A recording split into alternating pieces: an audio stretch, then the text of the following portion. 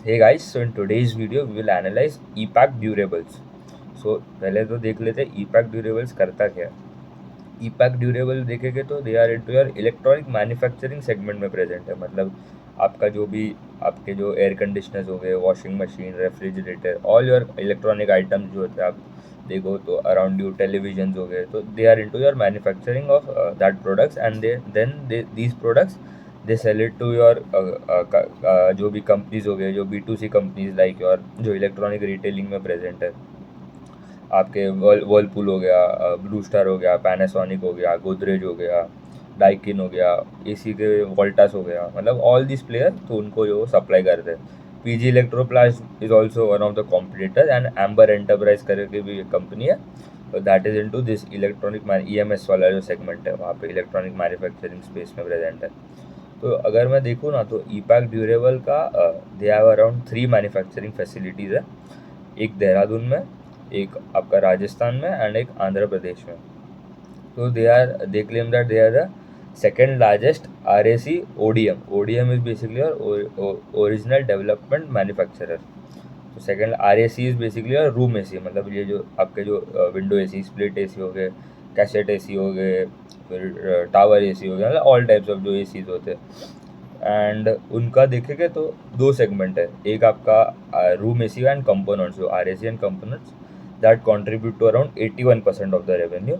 And जो दूसरा जो अराउंड 19-20% रिमेनिंग है, that is from your small domestic appliances like your water dispensers हो गए, आपके जूस मिक्सर ग्राइंडर हो गए।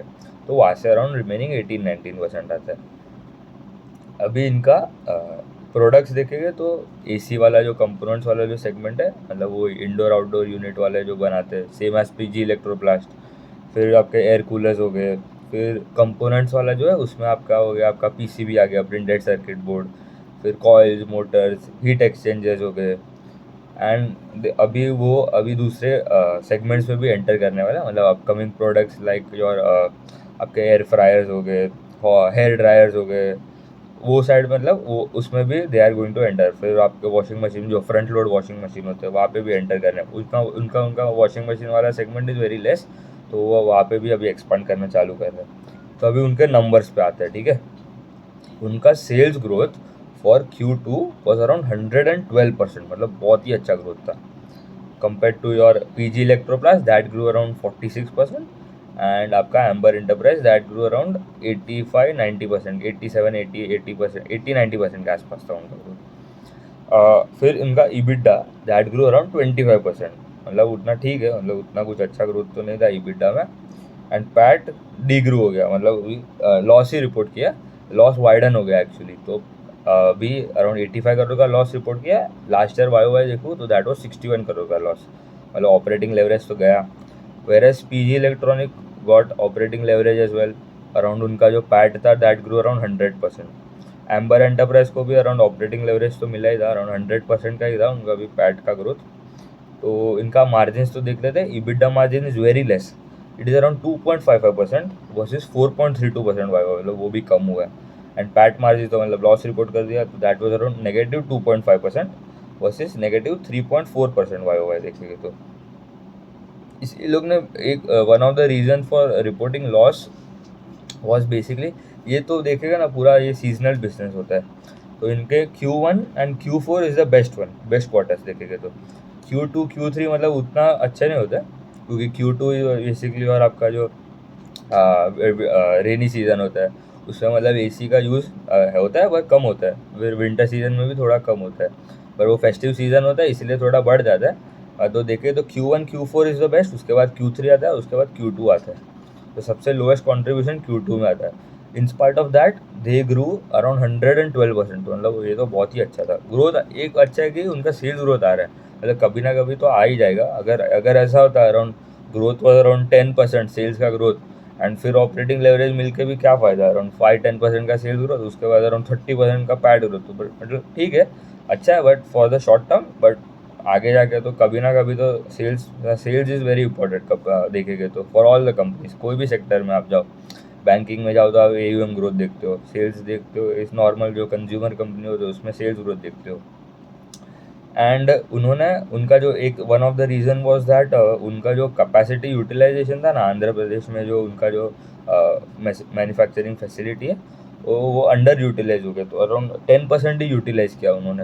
एंड उनका जो मतलब अभी रिसेंटली चालू हुआ, तो उनका जो कॉस्ट तो पहले से ऐसा थोड़ी है कि कैपेसिटी बिठा दिया, कॉस्ट में बाद में दूंगा, तो कॉस्ट भी उनको डे वन से ही मतलब चालू कर, कॉस्ट भी फिक्स्ड ओवरहेड कॉस्ट जो होते हैं उनको तभी से ही मतलब चालू मतलब एक्सपेंस में लेना पड़ रहा है, इसलिए उनका वहाँ पे उनका जो होता है उसमें मार्जिन मतलब कम हो गया, इसलिए उनको लॉस रिपोर्ट करना। और दूसरा रीज़न बोला कि अ, उनका जो सेकंड क्वार्टर में the sales of your AC वाला सेगमेंट जो है उनका जो मार्जिन है that is very low, and उनका अराउंड 80% ऑफ द सेल्स जो आता है that is from your AC वाला सेगमेंट, आर ए सी जो बोलते हैं, तो उनका मार्जिन लो है। तो अगर वही ज़्यादा बिके तो ऑटोमेटिकली मतलब आपका जो आपको पैट में मतलब उतना ग्रोथ तो मिलेगा ही नहीं, तो इसलिए उनका जो प्रॉब्लम हो गया। एंड उनका जो कंपोनेंट्स वाला सेगमेंट है मतलब दूसरा जो है small domestic appliances and components वाला, उसमें उनको बेटर मार्जिन मिलता है।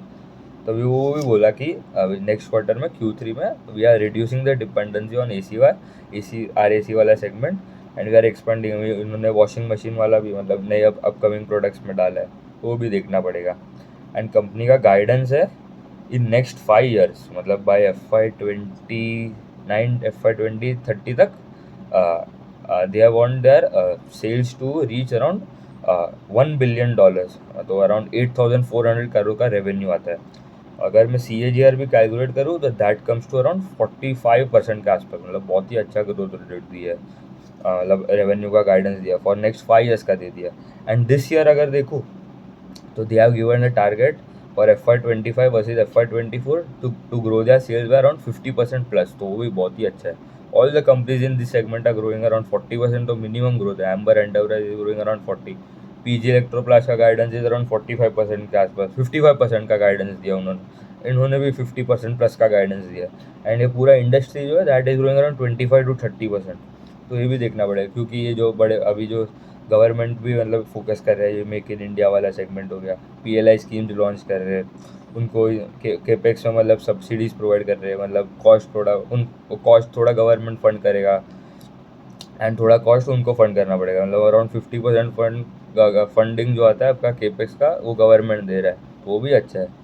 फिर उन्होंने रिसेंटली दे पार्टनर वाले एक नया क्लाइंट ऑन बोर्ड किया, दैट वाज द हाइसेंस करके जो ब्रांड है, उनका भी मतलब सेम ही है, ये जो आपके जो पैनासोनिक हो गया, डाइकिन हो गया, ब्लू स्टार हो गया, एक मतलब they are into also your selling of these products as well, electronic retailing करता है, तो उनके साथ they are into uh contract में गया फॉर योर AC वाला सेगमेंट, AC बेचने के लिए। तो AC अभी Epack will make AC for them, तो उनके लिए भी मतलब दे आर एक्सपेक्टिंग दैट जो नया ग्रोथ आएगा अराउंड अराउंड उनका जो केपेक्स है उसमें भी मतलब अराउंड 230 या उनका इतना करोड़ का मतलब केपेक्स करने वाले फॉर उनके लिए हाइसेंस के लिए, तो उनके लिए सब फैसिलिटी बिठाना पड़ेगा, वहाँ से ग्रोथ आएगा, तो ये भी अच्छा है। And they are targeting that their ROE and ROC would be around 17% के आसपास हो जाएगा इन नेक्स्ट 2 years के आसपास, अभी अराउंड 8 to 10% है, तो देखो ROE भी ऊपर जा रहा है, सेल्स ग्रोथ गाइडेंस भी अच्छा है। लॉस में है अभी, तो अभी अगर देखूँ तो अभी H1 का देख लेते हैं, H1 का अगर देखूँ तो सेल्स का ग्रोथ अराउंड 87% था, तो ये अच्छा है। EBITDA grow 66% and PAT grow 450%, तो उसमें अगर H1 वर्सेज H1 देखूँ तो उनको ऑपरेटिंग लेवरेज तो मिल रहा है, बट Q2 वर्सेज Q2 देखूँ तो लॉस रिपोर्ट किया है, क्योंकि ये थोड़ा सीजनल बिजनेस है, तो वैसे भी देखना पड़ेगा। And they are expecting that they are going to diversify more into your washing machine वाला segment, रेफ्रिजरेटर वाला, फ्रिजेस वाला जो होता है उसमें भी डाइवर्सिफाई करेगा, उसमें मतलब ज़्यादा थोड़ा मार्जिन मिलता है, तो उनके लिए भी अच्छा है। एंड उनका जो क्या बोलते हैं कि उनका एसेट टर्नओवर रेशियो जो होता है, एसेट टर्नओवर क्या होता है अभी, if your asset turnover is around 5 rupees, तो you are generating 5 rupees of revenue by using 1 rupee of asset, तो मतलब ये डिटेल बेसिकली देखेंगे तो एक मेट्रिक है फॉर योर ऑपरेटिंग एफिशिएंसी, मतलब कितना एफिशिएंटली आप काम कर रहे हो, आप कितने efficiently you are using your assets to build up your revenue, तो उनका अराउंड अभी 3.25 के आसपास है। दे आर एक्सपेक्टिंग दैट वो 5 rupees के आसपास 5 हो जाएगा जो एसेट टर्न ओवर रेशियो, तो ये भी अच्छा है कि बढ़ रहा है। जो ज़्यादा होता है, जितना ज़्यादा है that is good for the company, वो देखना पड़ेगा। एंड जो केपेक्स का था, हाँ 240 करोड़ जितना केपेक्स करने वाला है। एंड उनका गाइडेंस है कि इबिटा गाइडेंस इज अराउंड 8% के आसपास, जो लास्ट ईयर भी उतना ही था गाइडेंस, तो मतलब इम्प्रूव भी नहीं हो रहा है, बट हाँ मतलब कम भी नहीं हो रहा है, वो भी देखना पड़ेगा, कम तो नहीं होना चाहिए, क्योंकि एट अराउंड जो है ग्रोइंग एट अराउंड 100% के आसपास Q2 में, तो दैट इज ऑल्सो मतलब मजाक थोड़ी है कि 100% ग्रो करना। And they are the fastest in terms of sales growth. Operating leverage तो मिला ही नहीं है this quarter, H1 versus H1 देखो तो मिला है, ठीक है, पर we have to compare the same standard for all the companies in this segment. PS को भी ट्रैक करना बहुत ही ज़रूरी है। दूसरा तो मतलब यही है कि उनका जो कैपेसिटी यूटिलाइजेशन जो अभी 10% जो था आंध्र प्रदेश वाले जो प्लांट में, वो अभी वो इंक्रीज़ करने वाले हैं टू 30% के आसपास क्लोज करेंगे दिस ईयर।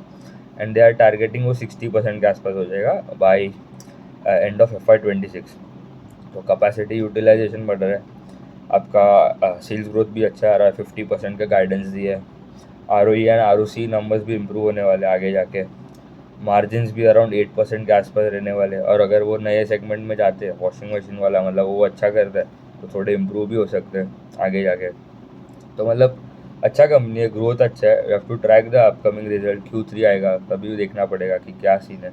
एंड Q4 तो बेस्ट ही होता है, Q1 and Q4 are always best. Q4 क्यों बेस्ट होता है, क्योंकि जो रिटेलिंग जो प्लेयर्स है, मतलब आपके जो आदित्य विजन और वो सब होते हैं, तो उनको पहले से मतलब जो माल है वो रेडी रखना पड़ता है उनके गोडाउन या क्या बोलते हैं दुकान में। तो उनके पहले ही मतलब उनको बनाना पड़ेगा ना ये सब कंपनी को। तो उनके प्रोडक्ट्स जो रखेंगे उसके बाद ही तो बिकेंगे, तो वो देखना पड़ेगा। Q4 में मतलब उनको ऑर्डर्स, या Q3 Q4 के एंड तक उनको ऑर्डर्स मिलना तो चालू हो जाते हैं Q3 में ही, मतलब नवंबर दिसंबर में ही मिल जाते हैं ऑर्डर्स। अभी तो वी आर इनटू योर अभी Q4 में अभी आ गए, Q3 के अभी रिजल्ट भी आएगा, वो देखना पड़ेगा। ठीक है, थैंक यू।